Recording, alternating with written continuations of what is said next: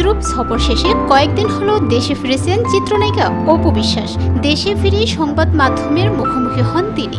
ব্যক্তিগত কাজের পাশাপাশি চিত্রনায়ক শাকিব খানের বিয়ে প্রসঙ্গে কথা বলেন এই অভিনেত্রী। নিজের কেরিয়ার প্রসঙ্গে অপু বলেন, আমি মূলত দর্শকদের জন্য তৈরি হয়েছি, তাই ফেসবুক, ইউটিউব, সিনেমা হল সব জায়গাতেই আমাকে দেখা যাবে। অপু আরও বলেন, এত নিয়মিত হয় মাঝে মাঝে ভাবি মানুষ আমাকে নিয়ে বিরক্ত, তবে আমি সারা জীবন এই মানুষদের সঙ্গেই থাকতে চাই। এরপরে অপু বিশ্বাস আরও বলেন, সবাইকে একটু অপেক্ষা করতে হবে, কোরবানির ঈদের পর ধামাকা নিউজ দেব। ভালো কিছু কাজের অফার রয়েছে, মনের মতো সব ঠিকঠাক হলেই জানতে পারবেন। এ সময় প্রযোজক আরশাদ আদনানের মন্তব্য টানা হয়।